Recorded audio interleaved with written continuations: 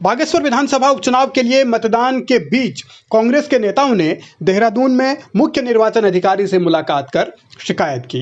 कांग्रेस के नेताओं ने ज्ञापन सौंपा जिसमें दो अहम पॉइंट उठाए। एक पॉइंट तो ये कि सरकार ने लंबा चौड़ा विज्ञापन अखबारों में दिया।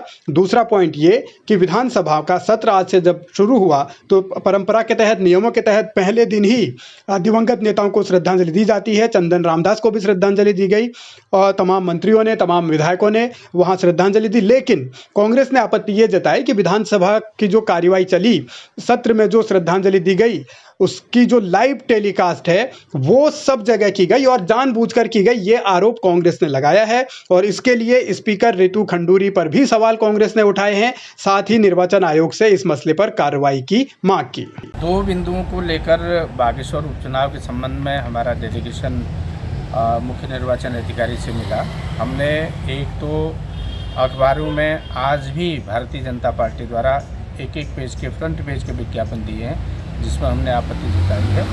दूसरा बिंदु हमारा था कि जब बागेश्वर में चुनाव चल रहा है, गतिमान है, पोलिंग हो रही है और विधानसभा का डायरेक्ट टेलीकास्ट किया जा रहा है, सीधा प्रसारण किया जा रहा है और उस प्रसारण में भी पूरी चंदन रामदास जी की जो श्रद्धांजलि के संबंध में जितने वक्ता बोले जा रहे हैं उनका टेलीकास्ट दिखाया जा रहा है। हमने उसमें भी आपत्ति दर्ज की क्योंकि चुनाव गतिमान है, जब पोलिंग हो रहा है तो ऐसी स्थिति में विधानसभा का सीधा टेलीकास्ट किया जाना उचित नहीं है और नियमों के विरुद्ध है।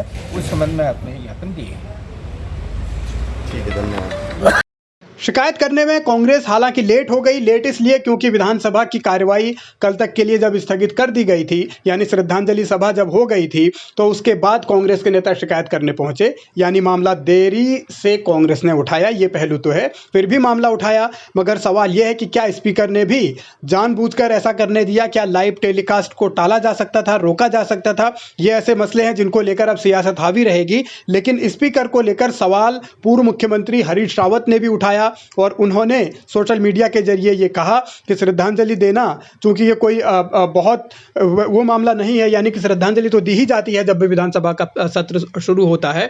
लेकिन जब वोटिंग हो रही हो बागेश्वर में, तो उस दरमियान सत्तारूढ़ दल की मर्जी से लाइव टेलीकास्ट होना, क्या ये मतदाताओं को प्रभावित करेगा? इस तरीके का आरोप उन्होंने लगाया और स्पीकर से भी उन्होंने अपील की थी कि ऐसा न होने दिया जाए। हालांकि हरीश रावत भी लेट हो गई ऐसा कहने में, क्योंकि वही बात है कि जब सदन की कार्यवाही कल तक के लिए स्थगित कर दी गई थी, यानी श्रद्धांजलि इस सभा स्थगित हो गई थी विधानसभा में, सदन की कार्यवाही अब कल शुरू होगी, तब हरीश रावत ने भी यह मुद्दा उठाया। कांग्रेस मुद्दा उठाने में लेट जरूर हो गई, लेकिन अब यह पहलू है कि ये राजनीतिक मुद्दा बन गया है। क्या जानबूझकर ऐसा किया गया? क्या स्पीकर ने भी इन चीजों का ख्याल नहीं रखा? निर्वाचन आयोग अब भविष्य के लिए इसमें क्या कर सकता है, यही पहलू होगा। लेकिन फिलहाल बागेश्वर उपचुनाव को लेकर शिकायतों का सिलसिला अभी भी जारी है।